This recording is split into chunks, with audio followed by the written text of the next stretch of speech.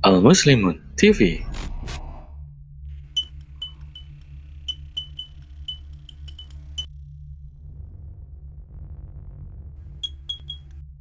Warahmatullahi wabarakatuh. Alhamdulillah, alhamdulillah, alhamdulillah rabbil alamin. Salatu wassalamu ala asrafil anbiya'i wal mursalin wal imamil muttaqin wa ala alihi wa sahbihi wa man da'a bi da'watil Islam wa tazama bi tariqatihi wa tarassama khutah wa ja'ala lahidatan islamiyatan asasan li fikratihi wal ahkam syar'iyyatan miqyasan li a'malihi wa masdaran li ahkamihi. Asyhadu an la ilaha illallah wa asyhadu anna Muhammadan abduhu wa rasuluhu la nabiyya ba'dah. Faqala Allah Ta'ala fi Qur'anil Azim wa huwa asdaqul qailin ya ayyuhalladzina amanu atiiullah wa atiiur rasul wa ulil amri minkum fa in tanazza'tum fi syai'in farudduhu ila Allah wa rasul. Wa qala ya ayyuhalladzina amanu ittaqullaha haqqa tuqatih wa la tamutunna illa wa antum muslimun. Alhamdulillah, subhanallah, wa la ilaha illallah, Allahu akbar, Allahumma arhamna bil Qur'an, amin ya rabbal alamin. Alhamdulillah, segala puji hanyalah pantas dan hanya milik Allah, Rabb yang terus memberikan beraneka ragam nikmat, kasih sayang dan kesempatan kepada kita untuk mengisi detik-detik hari kita dengan amal-amal soleh sebelum kita pulang kembali menghadap Allah Subhanahu wa Ta'ala. Demi Allah, siapapun yang hadir di sini, siapapun yang memiliki kekuasaan, kekuatan, kekayaan, kepintaran, kecerdasan, kehebatan, dia pasti akan menghadap Allah Subhanahu wa Ta'ala. Tidak ada satupun manusia, tidak ada satupun orang yang kemudian dibiarkan oleh Allah Subhanahu wa Ta'ala untuk hidup selama-lamanya di alam dunia, karena alam dunia ini memang bukan tempat mereka. Kita ini tahu bahwa alam dunia ini kullu man 'alaiha fan, dia fana, dia sementara, dan Allah pasti akan pulangkan kita semuanya satu persatu menghadap Allah Subhanahu wa Ta'ala. Tetapi bukan hanya menghadap Bapak Ibu, tetapi diminta pertanggungjawabannya. Maka alhamdulillah, mengisi detik-detik kita dengan amal soleh. Banyak saudara-saudara kita yang subuh hari ini masih terlelap tidur. Bahkan satu keluarga tidak sholat subuh, masih banyak. Bahkan banyak saudara-saudara kita berat, kalaupun sudah bangun, berat kakinya melangkah ke masjid. Tapi Allah Subhanahu wa Ta'ala lembutkan hati kita, ringankan langkah kita untuk hadir bersujud di masjid yang kita cintai ini di subuh hari yang penuh dengan keberkahan. Bahkan baginda Nabi SAW menyatakan dalam sebuah riwayat, dikatakan, andai saja umatku tahu kedahsyatan sholat subuh berjamaah di masjid, maka mereka akan datang meski harus merangkak. Jadi saking dahsyatnya sholat subuh berjamaah di masjid, mereka akan datang meskipun harus merangkak, mereka akan datang. Saking besarnya, saking dahsyatnya pahala sholat subuh berjamaah di masjid. Dan alhamdulillah, mudah-mudahan Allah Subhanahu wa Ta'ala memberikan kita keberkahan di subuh hari yang berbahagia ini. Amin ya rabbal alamin. Yang kami muliakan Bapak Ibu semuanya, terutama pengurus masjid, saya mohon maaf, kadang-kadang sibuknya di luar, justru ke masjid hanya sholat, pulang lagi, sholat, pulang lagi. Dan alhamdulillah hari ini kebetulan bisa hadir, diminta oleh Pak Alek dan pengurus untuk sharing, untuk ngobrol. Kok ngobrolnya di luar aja, coba di masjid sendiri. Bismillah, alhamdulillah setelah beberapa bulan kami absen untuk mengisi kajian karena jadwal. Alhamdulillah pagi ini bisa kembali untuk kemudian hadir di masjid kita yang dicintai ini. Dan mohon izin, judulnya agak gimana-gimana gitu. ya, cerdas menghadapi janji-janji. Ya, saya bilang sama Pak Alek, Pak ini temanya kok begini. Iya Ustadz, memang harus disampaikan gitu ya, karena umat ini butuh kejelasan seperti apa seharusnya bersikap. Ya, ini Bapak Ibu, kita keluar nih kiri, jalan pandu kiri, jalan pandu kanan. Kira-kira pandangan apa yang paling sering kita pandangin? Wajah-wajah manusia. Kenal nggak Pak? Hampir semua nggak kenal. Spanduk di mana-mana Pak. Ini dari ujung jalan sana mungkin Pajajaran, dari Pajajaran ujung mungkin sampai ke Ciawi sana, mungkin juga sampai ke puncak.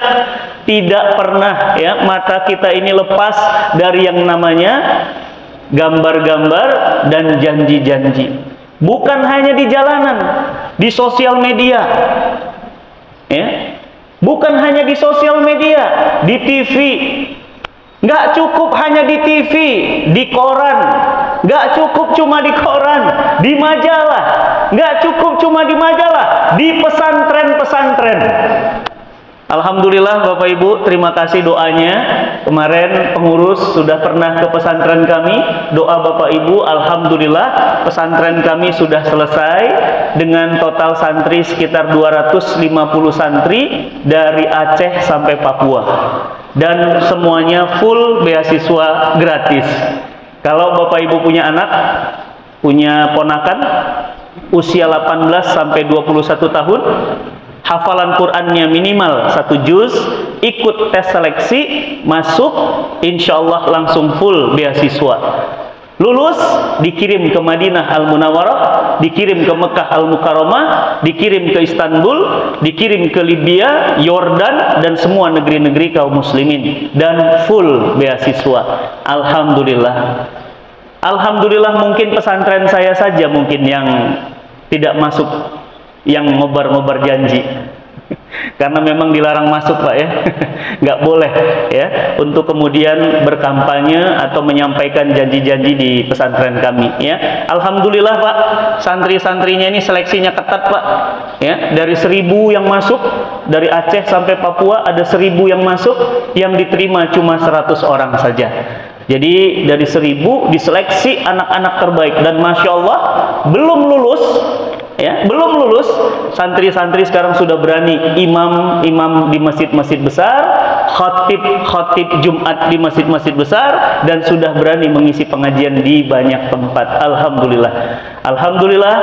Terima kasih Bapak Ibu doanya. Bagi yang belum pernah, boleh nanti hari Sabtu Ahad ya, kalau pagi jalan kosong cuma 45 menit Pak ke Bintaro.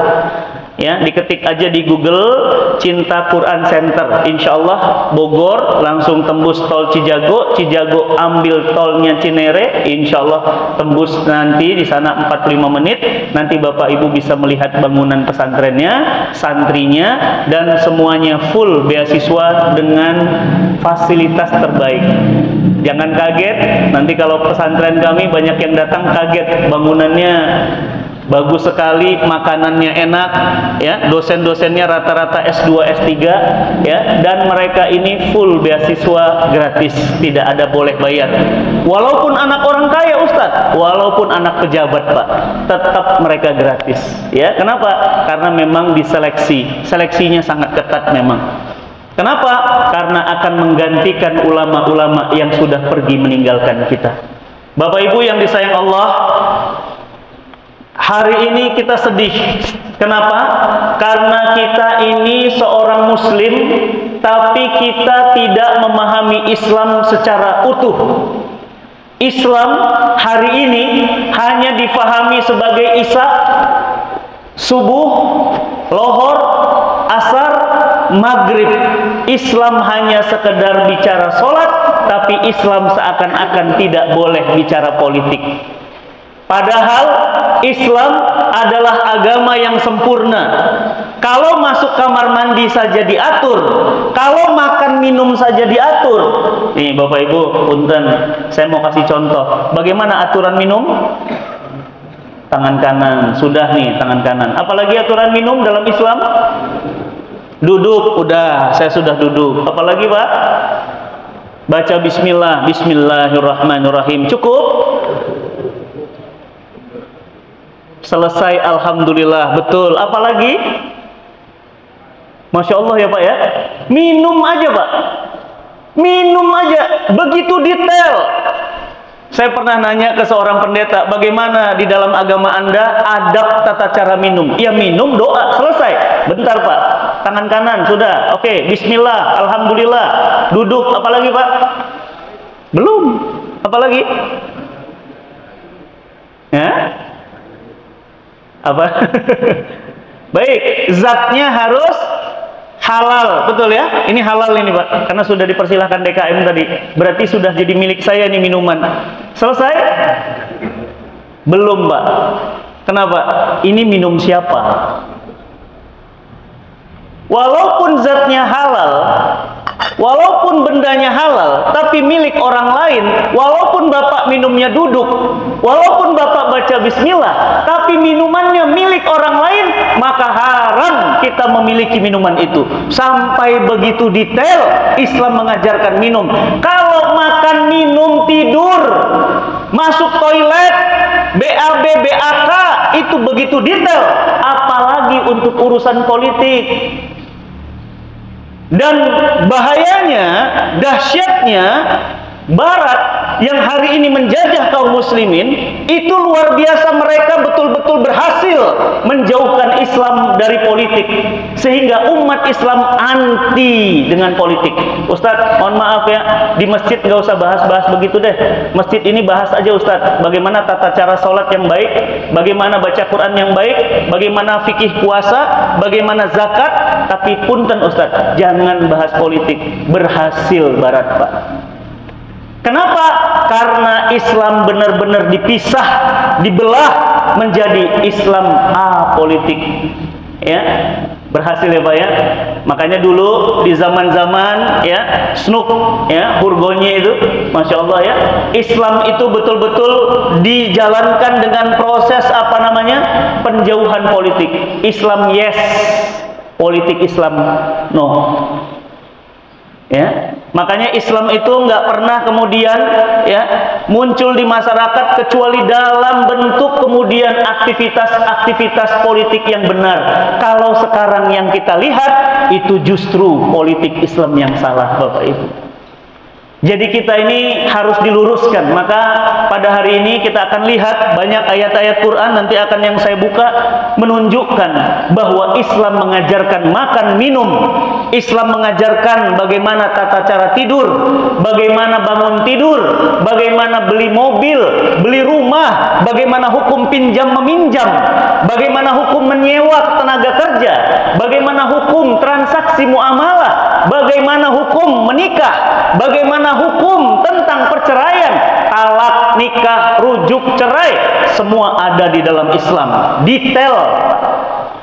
Ya, makanya nanti Bapak Ibu, Masya Allah, makin dalam kita belajar Islam, makin kagum kita dengan Allahu Akbar. Kenapa? Detail banget Pak, benar-benar sangat detail.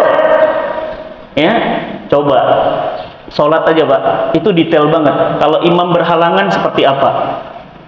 Ya, kalau sholat belum masuk waktunya seperti apa? Kalau sholat kemudian dalam keadaan hujan seperti apa? Kalau sholat dalam keadaan wudhu kemudian batal seperti apa? Kalau sholat kemudian menghadapnya bukan menghadap kiblat seperti apa? Detail. Kalau Islam sangat detail membahas urusan sholat, begitupun Islam sangat detail menghadapi urusan janji-janji politik Pak. Ya, ini bagus sekali tema ini untuk diangkat, karena tema ini mulai jarang Pak. Terima kasih Pak Alex yang mengangkat tema ini. Kenapa? Karena tema ini jarang dibahas Pak, dan hampir tidak mau dibahas. Umat Islam malas membahas politik, padahal di dalam Islam Allah Subhanahu wa taala sudah mencantumkan ayat-ayat yang justru ayat-ayat politis. Bapak Ibu yang pegang handphone, pegang Quran, yang di tangannya ada Quran, ada handphone, silahkan nanti dibuka di Quran surah salah satunya ya. Banyak sebenarnya, kita nanti bahas saja satu ayat ya atau dua ayat di dalam Quran surah An-Nisa ya. Di Quran surah An-Nisa di ayat ya 59 ini ya. Masya Allah, ini ayat ya jarang dibuka ya. Jarang dibuka, apalagi Al-Maidah ya, kemarin 212 ya. Ada yang berangkat dari kita? Alhamdulillah ya, 212 kemarin, tapi memang tidak seramai sebelumnya Pak ya, karena momennya waktu itu Ahok ya. Kalau ini momennya rasanya sudah hilang, ya berkumpulnya memang karena momen ya. Kemarin itu paling cuma sekitar puluhan ribu saja ya, puluhan ribu saja memadati Monas, tapi tidak sampai jutaan seperti 212 kemarin ya. 212 itu juga ayat politik Pak. Al-Maidah ya, ayat 51. Bapak Ibu coba nanti intip Al-Maidah ayat 50. Itu ayat politik Pak. Cuma sayangnya kita matanya ke 51. Padahal 50, 47, 48, 49 itu ayat politik semua. Sayangnya semua, sampai banyak yang anak-anak muda pakai Al-Maidah 51, Al-Maidah 51. Semua heboh Al-Maidah 51. Lupa Al-Maidah 50-nya lebih garang ayatnya Pak. Ya, baik, Bapak Ibu yang dirahmati Allah, kita sepakat berarti ya bahwa Islam mengajarkan semua perkara. Makan diajarkan, makanan apa, boleh nggak makan yang bertaring, boleh nggak makan bangkai. Ya, saya pernah ke Manado Pak, ngisi pengajian, singgah sebentar di pasar tradisionalnya. Wah, serem Pak. Itu ada babi rica-rica, ada monyet sambal roa, ya, ada ular bakar sambal mentega, ya, ada anjing, ya, anjing itu ditulisnya B1 kalau saya nggak salah, B2 itu babi, B1, ya, B1 anjing itu Pak, saya baru tahu ditaruh di kandang Pak, itu ditangkap, dimasukkan di dalam karung, saya baru tahu, saya kira disembelih kayak biasa, rupanya saya ngeliatin di pasar itu dimasukkan ke dalam karung, dikurung di dalam karung itu, digebukin Pak. Kaing, dipukul sampai mati, lemas, baru dibakar Pak. Cara bakarnya dicolok ya, pakai bambu besi itu dari mulutnya sampai duburnya, baru kemudian diguling, tidak disembelih. Kenapa? Karena mereka katakan kalau disembelih darahnya keluar, cita rasa manisnya itu hilang katanya. Ya, jadi anjing, ada monyet, ya, waduh, monyet itu Pak ditangkap, dipukulin sampai kepalanya pecah itu, ya, kemudian dia tangannya diikat, kakinya diikat, ditusuk dari mulut, tembus ke duburnya, disulap, dibakar Pak. Ya, saya bilang ya Allah, Robbi, ekstrim bener ini makanan. Coba kita Pak, yang bertaring nggak boleh, hidup di dua alam nggak boleh, bangkai nggak boleh, mereka bangkai pun dimakan. Ya, subhanallah ya Pak ya, Islam itu detail sekali urusan makanan. Itu baru urusan makanan, apalagi urusan pemerintahan dan urusan politik. Maka mari sama-sama coba kita lihat di Quran surah Nisa ya, ayat berapa tadi? 59. Ya ayyuhalladzina amanu, wahai orang-orang yang beriman. Seruannya kepada orang beriman, bukan kepada seluruh manusia. Allah membatasi seruannya, sama seperti ya ayyuhalladzina amanu kutiba alaikumusiyam, hanya orang beriman yang saum. Ya ayyuhalladzina amanu kutiba alaikumussalah, hanya kepada orang beriman. Kenapa hanya orang beriman? Karena orang berimanlah yang bisa melakukan perintah yang ditunjuk oleh ayat ini.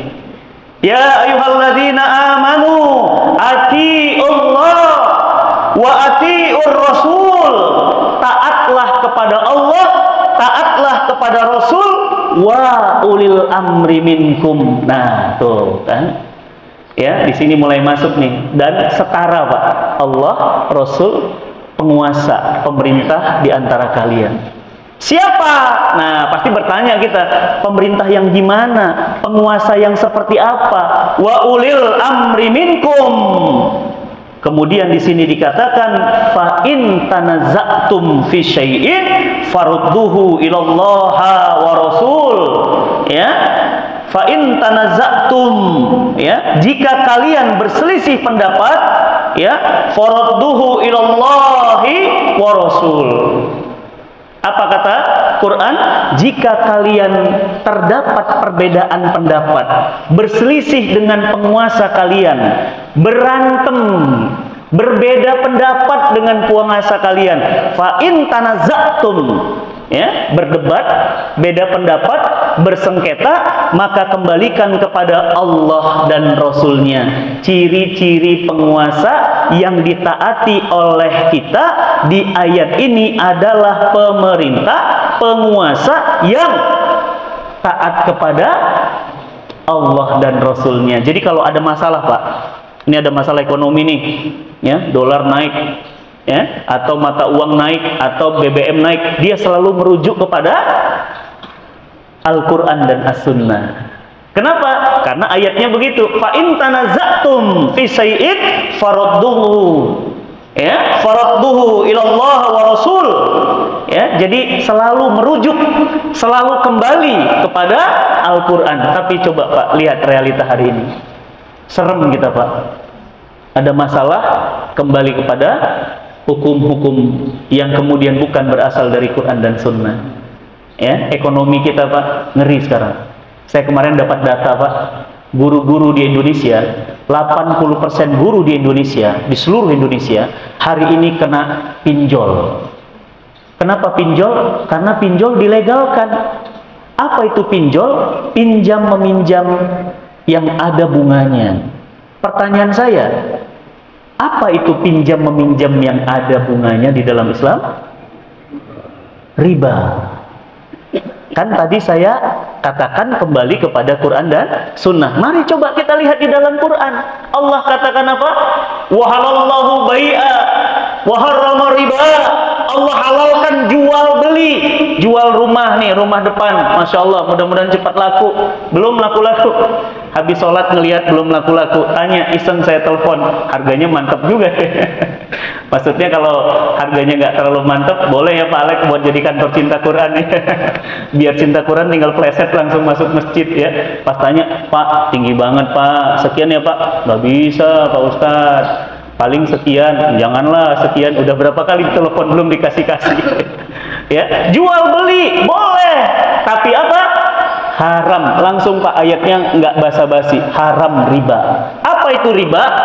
Akad transaksi pinjam meminjam ada tambahan berupa bunga. Dan pinjol itu Bapak Ibu sekarang ada di handphone kita. Dulu Bapak kalau mau pinjam uang ke Pegadaian. Dulu Ibu kalau mau pinjam uang ke bank. Sekarang nggak usah Pak, bisa di handphone. Ya, dan ada dua Pak. Ya, menurut definisi pemerintah ada dua. Ada pinjol legal, ada pinjol ilegal. Pinjol legal yang gimana? Yang berizin, keluar izin OJK-nya. Kalau pinjol ilegal gimana? Yang tidak berizin. Pertanyaan saya, izin siapa?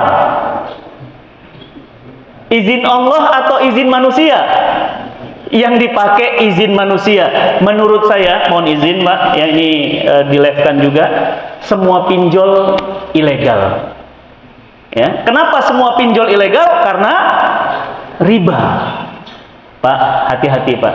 Bu, hati-hati Bu ya.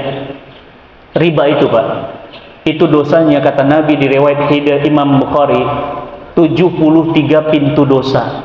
Jadi dosanya 73 pintu dosa.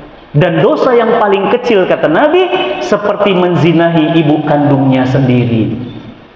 Istighfar kita, astagfirullahaladzim. Saya doakan yang masih ada urusan pinjam meminjam berbunga, mudah-mudahan Allah berikan rezeki yang berlimpah sehingga bisa melunasi hutang-hutangnya. Amin ya rabbal alamin. Itu pinjol. Jadi tidak ada pinjol legal, pinjol ilegal. Pinjol itu ilegal. Kenapa? Karena dia itu riba. Dan ini ada fatwa MUI. Jadi saya ngomong ada bukti Pak. MUI pernah mengeluarkan fatwa bahwa riba itu haram. Jadi ini riba. Seharusnya nggak boleh beredar. Ya, jadi Bapak Ibu yang dirahmati Allah, itu baru pinjol. Bapak Ibu lihat ekonomi kita, berapa total transaksinya? Saya dapat data Pak. Ya, di sebuah media dikatakan pinjol itu total transaksinya sekarang 200 triliun. Bukan miliar Pak, triliun. Itu pinjol. Ada lagi judi online. Judi online gimana Pak? Judi di handphone Pak, beli slot. Rame sekarang, ya, lagi rame. Total transaksinya berapa? Hampir 200 triliun. Judi itu zaman sekarang nggak ke tempat judi, tapi judinya online, langsung bisa di handphone, dan semua orang bisa melakukannya, termasuk anak-anak. Kemarin dapat berita lagi, anak SMP negeri di sebuah daerah sudah bisa transaksi judi online dan narkoba dengan total nilai puluhan miliar. Wah, ini cerdas Pak Alek ya. Pak Alek ini cerdas bener. Kenapa? SMP sudah bisa menghasilkan duit puluhan miliar dari narkoba dan judi online. Naik level Pak. Kalau dulu orang judi, orang tua, orang dewasa. Kalau dulu orang itu main judi, ya, apalagi main transaksi narkoba, itu orang dewasa. Saya pernah ketemu dengan Freddy Budiman almarhum. Ya, dia mengedarkan narkoba itu 2,5 juta pil ekstasi. Sebelum dieksekusi mati, itu sempat ketemu saya di Gunung Sindur. Saya lagi ngisi pengajian di Gunung Sindur, ada dia di situ Pak.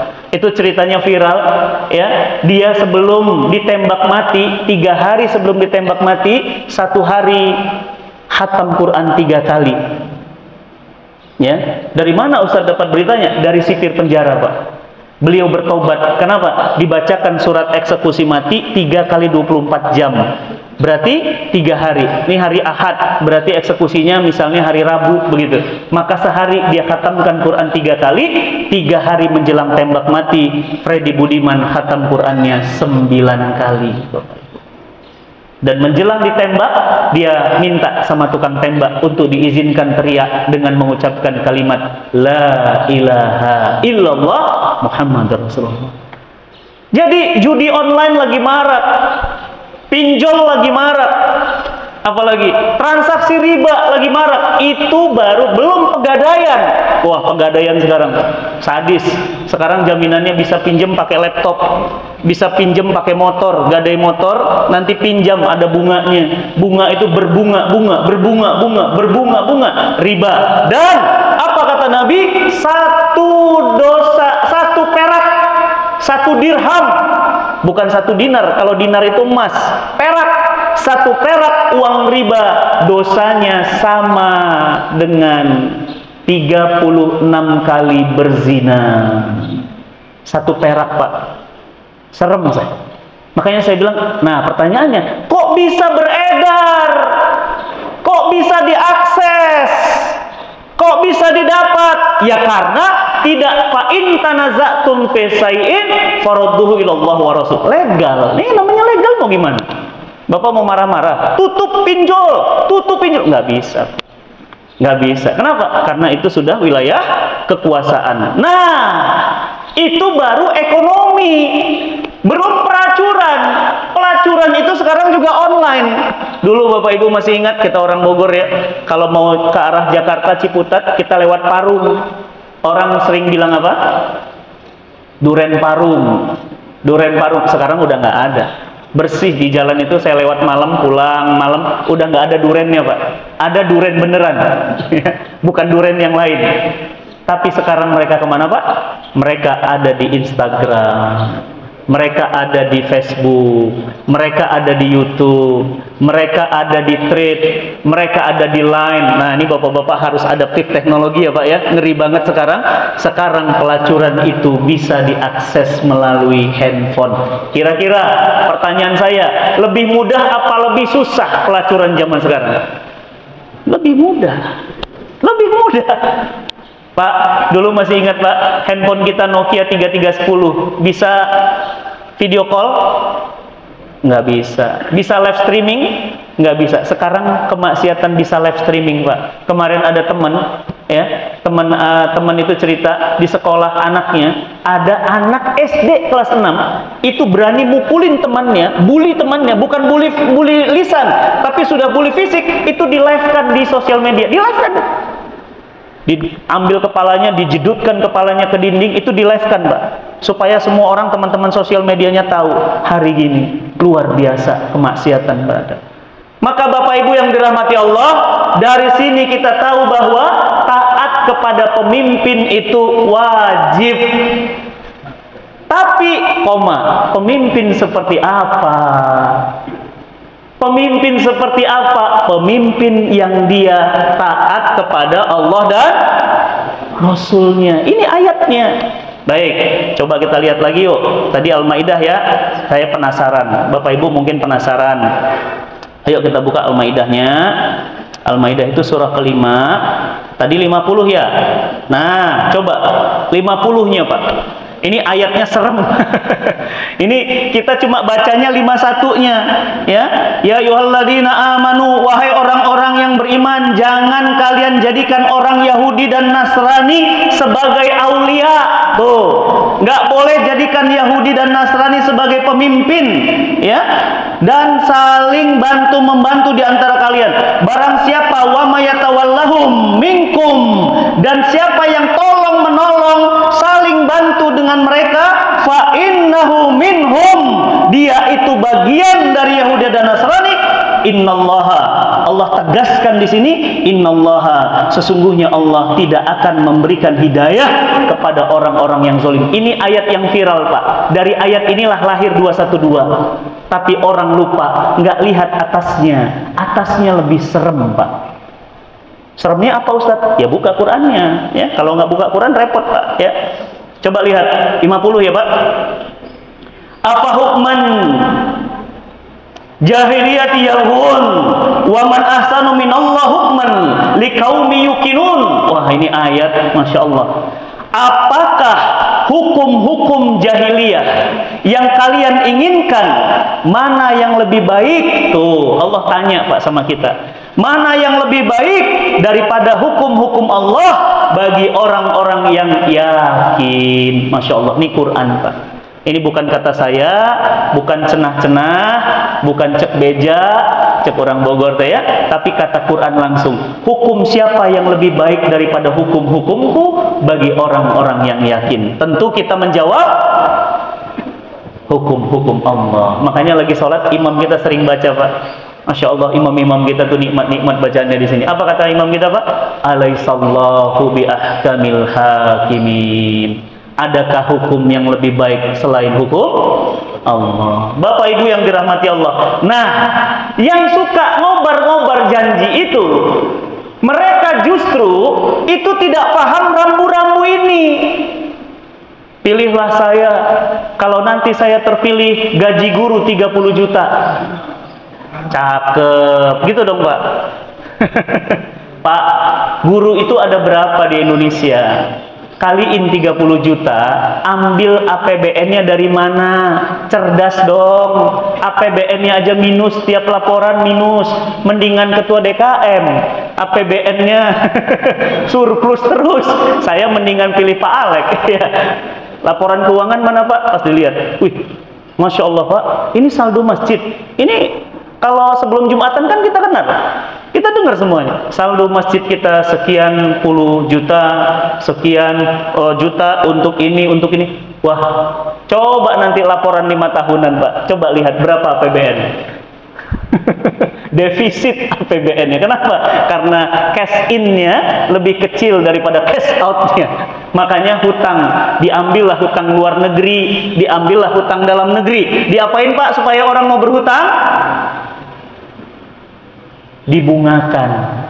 Makanya Bapak kalau duitnya banyak, ikut obligasi, beli hutang pemerintah. Ya, nanti Bapak dapat bunga, uang Bapak aman. Kalau Bapak beli rumah di Bantarjati, ini paling satu rumah 1 miliar, 1 miliar, 1 miliar, lama kayanya Pak. Kalau yang mau cepat kaya, beli ya, sun. Ya, kalau di sun enak memang Pak. Ya. Sun itu apa? Surat utang negara. Jadi negara menyatakan hutang kepada rakyatnya. Ada bunganya Pak. Top bunganya Pak. Cakep. Bapak nggak usah kerja, simpan aja uangnya di sun. Sudah, nanti bunganya ngalir terus. Uangnya pasti aman. Ya, makanya apa kata Bang Roma? Ada Abri di sini Pak, anak buah Roma Irama. Apa kata Bang Roma? Yang kaya makin kaya, yang miskin makin miskin. Ya iyalah Pak. Coba ada orang Bogor di sini tiap hari 17P stasiun kereta. Jakarta 17P, atau 17P?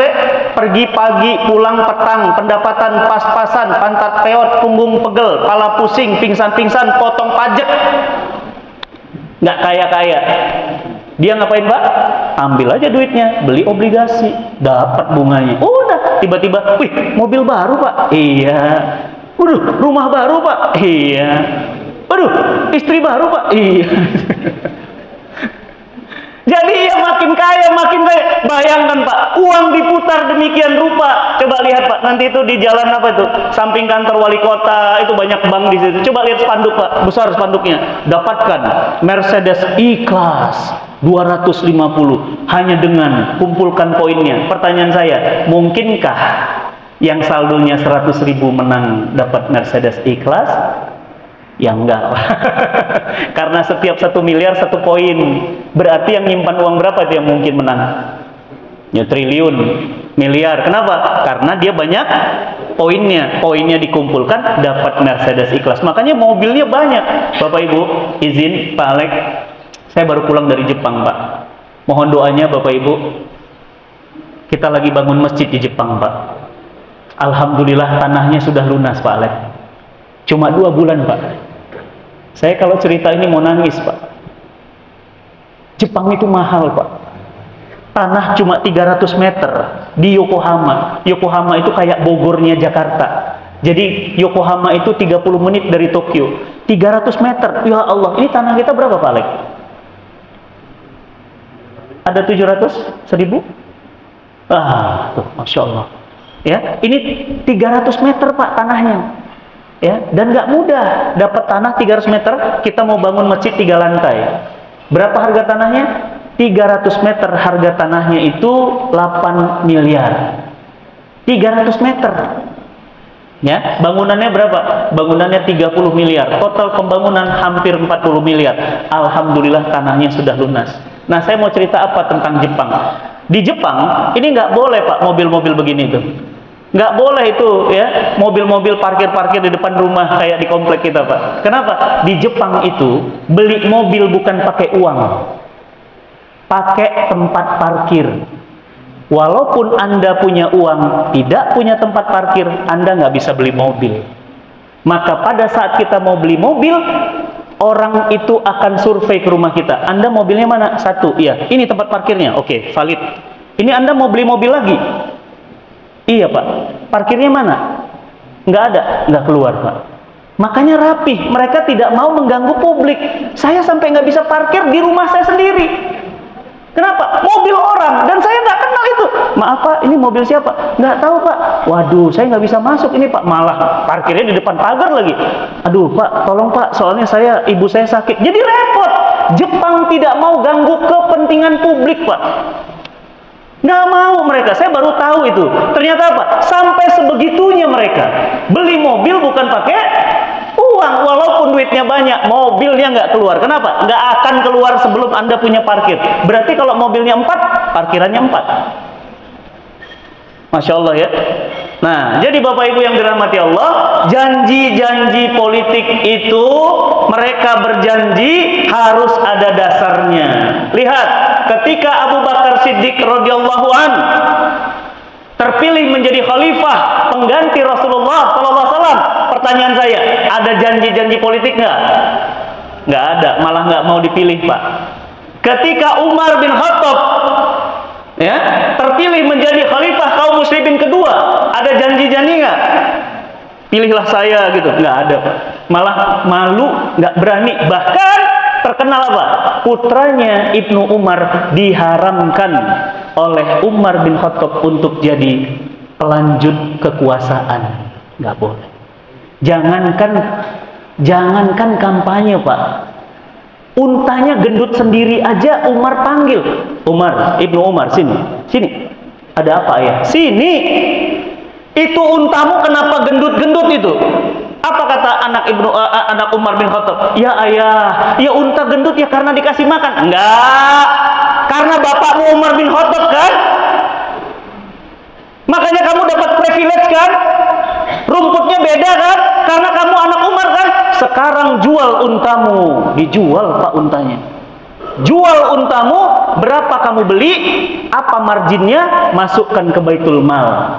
Beda sama hari ini, Pak. Ponakan ikut, anak ikut, paman ikut kakek dinasti. Dulu kita bilang benci Orde Baru, politik dinasti. Sekarang kita melakukan dinasti itu. Jadi janji-janji yang diungkapkan harus berdasarkan Quran dan Sunnah, harus berdasarkan Al-Maidah ayat berapa? 50 dan An-Nisa ya 59. Bapak Ibu yang disayang Allah, maka apa yang harus kita lakukan terhadap janji-janji? Satu, kita harus betul-betul bisa mencerna logik nggak. Ada yang kemarin janji, Pak, akan bebas apa? Pajak. Ada lagi yang janji bebas BPJS. Ada yang janji, semua janji-janji, Pak. Tapi begitu kemudian terpilih, kata teman saya, apa bedanya PILKAB sama pilkada? Kalau PILKAB katanya kalau lupa masang, lupa minum, jadi gitu ya. Kalau ini pilkada, kalau sudah jadi lupa janji-janjinya. Ya. Jadi berulang kali setiap tahun, 5 tahun sekali janji lagi. Dan anehnya Bapak Ibu yang disayang Allah, kita tetap saja termakan janji. Maka yang pertama, cerdas dengan apa? Analisis. Contoh tadi ya, 30 juta gaji guru, janji. Ya, berapa juta guru? Saya coba kalikan aja gitu. Gaji guru sekarang sekian, guru jumlahnya sekian. Kata bapak ini, saya nggak sebutin namanya. Kalau terpilih nanti gaji guru 30 juta, maka saya kali. Ini dana dari mana ini? APBN-nya di mana? Itu udah. Pokoknya kalau orang demi terpilih, janji-janjinya selalu diungkapkan. Maka yang pertama, cerdaslah dengan cara satu, standar syariah menjadi standar kita. Yang kedua, logiknya dipakai, Pak. Jangan pakai perasaan. Coba kita kaji seperti apa janji-janji itu diungkapkan dan bagaimana realitas menerapkan janji itu. Ya, mari sama-sama kita rehat dulu untuk kemudian sholat. Ya, 2 rakaat. Sudah masuk waktunya ya? Belum ya, sedikit lagi. Baik, nanti kalau sudah masuk ya mohon saya diingatkan. Nanti kita sholat 2 rakaat dulu, sholat suruh, baru nanti kita bisa tanya jawab. Baik, Bapak Ibu yang dirahmati Allah, coba dibuka lagi. Dibuka lagi Qurannya, ya, masya Allah ya, alhamdulillah saya senang banget masjid kita ini rajin, ya. Sekarang bapak-bapaknya, ya, tahsinul Quran, ya, halaqah Quran, masya Allah, keren banget, ya. Nah, Bapak Ibu, coba buka lagi yang atas lagi. Nah tadi ya, 51, 50 kan? Coba buka yang 47, 48, 49. Ya, ini mengerikan sekali kalau orang yang suka janji-janji dan menjanjikan sesuatu yang tidak sesuai Quran. Ya. Coba Bapak Ibu, ya, buka Quran surah Al-Maidahnya di 47-nya, tapi kita ngambil ayat potongan akhirnya. Wa malam yahkum bima anzalallah faulaika humul fasikun. Siapa mereka yang tidak wa malam yahkum berhukum dengan hukum-hukum yang berasal dari Allah, mereka fasik. 47-nya Pak Bu, 47-nya ya Bu. 48-nya Bu, buka lagi ya. Ya, 48-nya juga. Ya, itu fasik. Nanti kita dapatin wa malam yahkum bima anzalallah faulaika humul fasikun. Kemudian apa lagi? Wa malam yahkum bima anzalallah faulaika humul kafirun. Ini fasikun, zolimun, kafirun. Masya Allah, ini celaan bagi mereka-mereka yang tidak berhukum dengan hukum Allah. Yang pertama di 44. Jadi dari mulai 44, dari mulai 47, ya, 49, 50, 51, ini ayat pedas-pedas banget. Ya, coba di 44-nya itu ya. Wa malam yahkum bima anzalallah faulaika humul zalimun. Ya, jadi ya, ini Allahu Akbar. Ya, ada lagi di atasnya lagi wa malam yahkum bima anzalallah faulaika humul kafirun. Bapak Ibu coba pilih mau yang mana? Kafirun fasikun, zolimun. Enggak semuanya ya. Makanya apa? Jangan suka obar-obar janji kalau belum bisa baca Quran. Punten Pak Lek, Dewan Masjid Republik Indonesia. Mungkin masjid kita sudah gabung ya Pak dengan Dewan Masjid Indonesia, DMI. Coba nanti cek di DMI Pak, ada data baru dari DMI. 72% umat Islam Indonesia nggak bisa baca Quran. 72% itu banyak Pak. Berarti kalau 10 orang itu 7-nya itu nggak bisa baca, tinggal 3 yang bisa baca. Dan kemarin Pak, mohon izin, itu yang suka janji-janji itu, punten ya, saya sebutkan ya, mau capres, mau caleg, rata-rata tidak bisa baca Quran. Dan saya belum pernah, kemarin saya ada kenalan Pak, orang dalam di pemilihan presiden dan yang lainnya. Saya bilang begini, Pak, sekali-kali dong capres negeri muslim terbesar dunia loh. Ini Indonesia Pak, negeri muslim terbesar di mana? Dunia. Yang paling banyak jamaah hajinya? Indonesia. Yang paling banyak berangkat umrohnya? Yang paling banyak masjidnya? Pak Alek, kami bangun masjid di Yokohama. Yokohama itu segede Jakarta. Masjidnya cuma 1. Sedih Pak. Setiap hari orang masuk Islam. Ini saya dapat data. Ini baru tadi malam lagi masuk Islam lagi. Setiap hari. Sekarang orang Jepang masuk Islam. Tapi nggak punya masjid. Kalau kita mah ya Allah enak banget azan 15 menit dari azan kucluk masih bisa datang telat. Di sana nggak bisa Pak, nggak ada masjid. Masjidnya kecil, kalaupun ada kecil-kecil, dan parkirannya nggak kayak kita parkir. Ya Allah parkir susah mau parkir, nggak ada parkiran. Jadi nganter pergi lagi.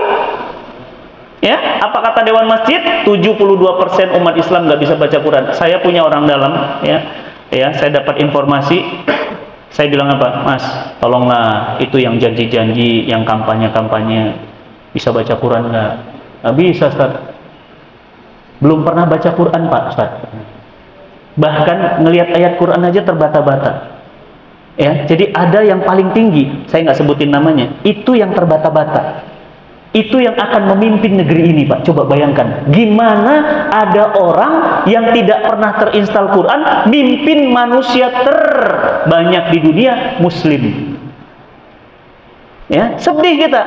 Jadi kalau ada orang, maaf ya Pak, pemimpin yang nggak bisa bahasa Inggris gitu, ketemu dengan presiden mana nggak bisa bahasa Inggris, saya masih oke lah ya. Atau bahasa Inggris salah paham.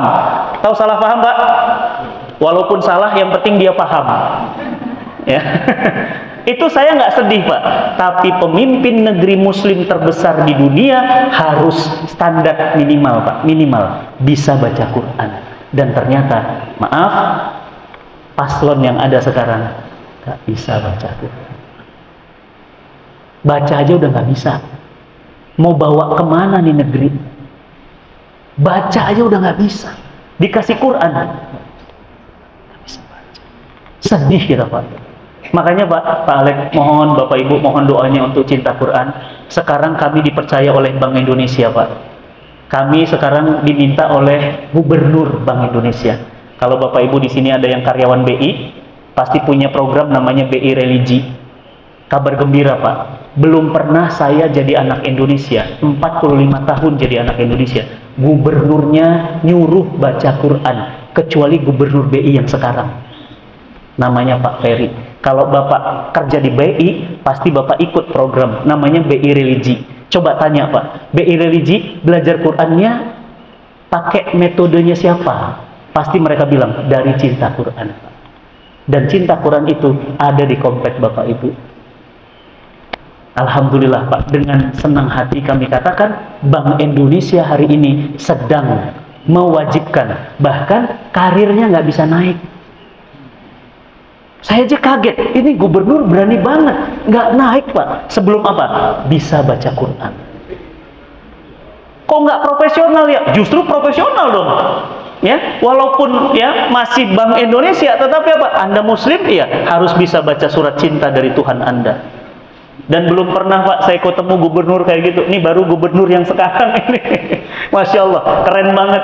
Ya, nggak apa-apa ini di videoin. Nanti Pak Ferry nonton. Oh iya Ustaz Fatih, ya, Bapak namanya menginformasikan program kami. Betul Pak, namanya program BI Religi. Dan yang ngajarin Qurannya, alhamdulillah, cinta Quran. Ya, mudah-mudahan ya Pak ya, ada kabar gembira ya. Sebelum nanti paslon ya, kampanye janji-janji, dicek bacaan Qurannya. Ya, bukan cuma dicek bacaan Qurannya ya, tapi disuruh baca Qurannya di depan publik. Itu asik itu Pak. Baru kita nanti nonton gitu kan. Masya Allah, bagus banget bacaannya. Minimal nggak usah bagus lah, standar aja udah.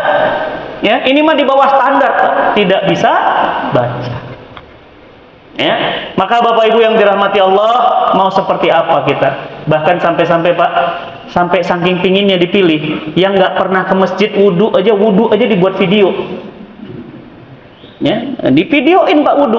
Saya bilang, kenapa baru sekarang videonya keluar? Kenapa kemarin-kemarin nggak punya video?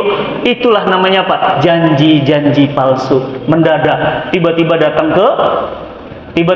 ke pesantren. Bapak Ibu izin, saya mau sampaikan kabar. Dan ini sudah saya sampaikan kabar, nggak apa-apa, saya buka aja Pak. Saking mengerikannya janji-janji itu Pak. Ya. Cerita nggak ya? Cerita aja deh ya.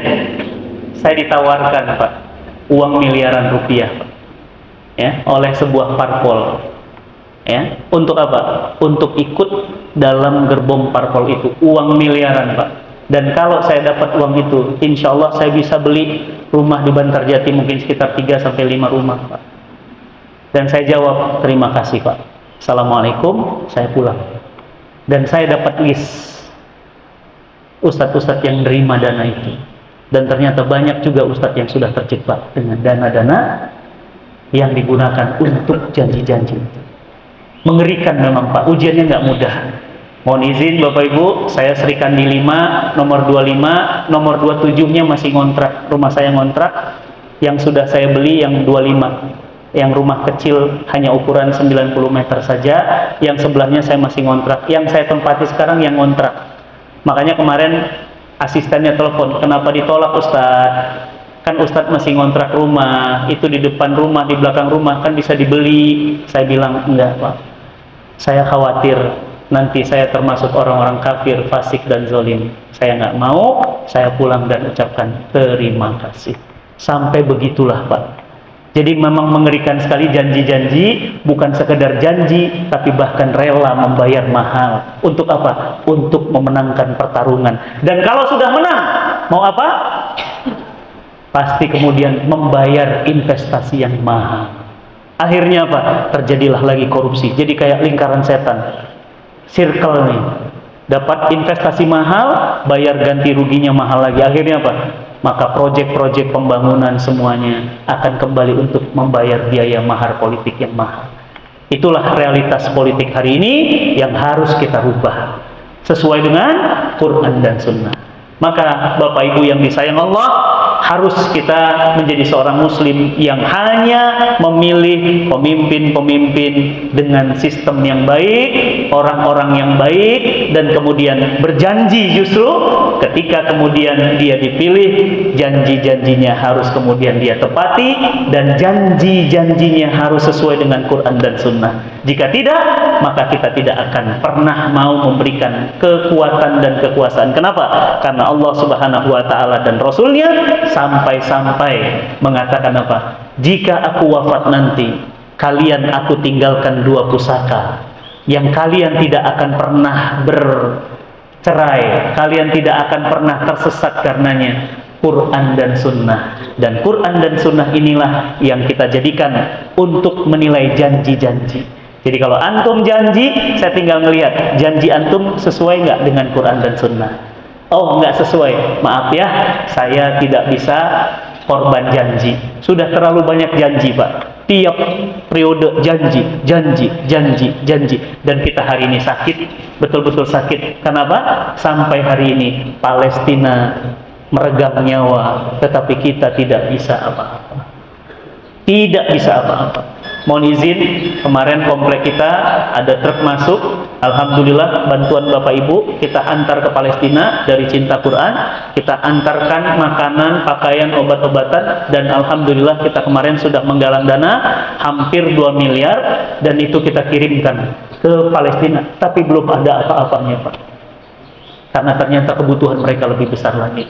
Sekarang kami di Cinta Quran sedang membangun solar panel di Palestina, di Gaza, solar panel dan sumur air bor, dan juga kami sedang membangun masjid-masjid yang hancur runtuh Pak. Ini masjid ini bolong Pak atasnya, hancur semuanya. Kenapa? Karena semua dibom, dirudal oleh Israel. Nah, kami sekarang sedang membangun masjid-masjid di Gaza. Bagi Bapak Ibu semua yang ingin ikut membangun masjid, ya, Rp1, Rp2, Rp100, Rp1.000, silahkan nanti datang ke kantor Cinta Quran untuk wakaf pembangunan masjid di Gaza. Karena nanti setelah ini akan ada recovery, meskipun ini belum selesai perangnya Pak. Baru gencatan senjata sudah dihancurkan lagi. Baru gencatan senjata, tanda tangannya aja belum kering Pak, udah dihantam lagi. Maka Bapak Ibu yang disayang Allah, ini adalah tragedi kemanusiaan, pembunuhan massal, ini genocide. Yang Pak Alek mohon izin, saya kemarin ke Jepang itu ke Hiroshima Pak. Saya langsung lihat Pak, tempat bom jatuh Pak, sadis banget itu. Saya bilang Amerika benar-benar kejam. Saya lihat itu Pak, itu 7 turunan Jepang itu cacat. Ada yang matanya keluar, ada yang nggak bisa pipis, ada kenapa? Karena mereka minum namanya black rain. Black rain itu bertahun-tahun Pak. Apa itu black rain? Rupanya bom Hiroshima itu, saya baru tahu Pak, itu tanggal 9 Agustus. Seminggu dari situ kita proklamasi. 9 Agustus, 17 Agustus, 9 Agustus mereka dibom. Dan saya baru tahu, yang Hiroshima beda sama Nagasaki. Kalau Nagasaki bomnya jatuh ke tanah, kalau Hiroshima enggak Pak, lebih kejam. Gimana bomnya Pak? Di atas langit Pak. Jadi sekitar 1000 meter di atas permukaan langit dia meledak. Meledak, itu semua langit itu hitam. Sudah, racunnya itu turun, panasnya itu besi-besi itu Pak, peok semua. Bayangkan, itu 1000 meter, itu besi bisa pengok. Bayangkan panasnya, orang itu terpanggang hidup-hidup. Saya melihat itu video-videonya, fotonya, Allah, nggak kuat nahan air mata Pak. Kejamnya Amerika itu, luar biasa. Tapi Pak, lebih kejam lagi Gaza Pak. Lebih kejam daripada Hiroshima. Hiroshima itu meledak di atas. Apa itu black rain? Jadi gini Pak, dia meledak, awan kan jadi hitam. Hujan Pak, kan haus, minum mereka, tampung minum, airnya hitam. Begitu diminum Pak, karena haus. Coba bayangkan Pak, nggak punya air minum, listrik mati, semua mati, nggak ada listrik, nggak ada apa-apa. Mereka haus, mereka minum. Begitu mereka minum, DNA mereka rusak semua. Dan saya baru dapat itu ada video Pak, saya tonton itu, saya sampai nangis, ya Allah Robbi, itu kejam banget Amerika Pak. Black rain, mereka kan minum tuh, minumnya bukan pakai gelas gini, air hujan langsung diminum. Itu yang terjadi apa Pak? Perutnya menggelegak karena bereaksi alat-alat kimia. Jadi memang itu sudah dirancang, itu bahan kimianya itu bisa buat perut itu menggelegak. Kejam bener Pak itu. Saya belum pernah melihat sekejam-kejamnya perang itu Hiroshima dan Nagasaki. Tapi lihat Pak, 9 Agustus bom, 17 Agustus kita proklamasi. Ayo lihat, 16 tahun dari 9 Agustus Jepang punya kereta api tercepat di dunia, dari Hokkaido, dari ujung utara sampai Kyushu, sampai bawah, Shinkansen. 16 tahun sejak dibom mereka punya kereta api tercepat di dunia, yang belum ada punya di zaman itu. Kita punya kereta api cepat kapan Pak? Kemarin. Jaraknya kemana Pak? Cuma sampai Bandung. 70 tahun merdeka, ya, 78 tahun merdeka, hampir 80 tahun merdeka, baru punya kemarin. Mereka cuma 16 tahun sudah punya kereta api tercepat di dunia. Luar biasa memang. Jadi Bapak Ibu yang dirahmati Allah, ini yang ingin saya sampaikan. mudah-mudahan bermanfaat dan kita tidak tertipu dengan janji-janji, kecuali memang yang berjanji itu sesuai dengan Quran dan Sunnah, maka kita kemudian meridhoi mereka untuk kemudian memimpin, untuk kemudian menjaga negeri kita, dan mudah-mudahan kita menjadi orang-orang yang cerdas dalam memilih pemimpin, dalam memilih wakil-wakil kita. Walakum minkum. Assalamualaikum warahmatullahi wabarakatuh.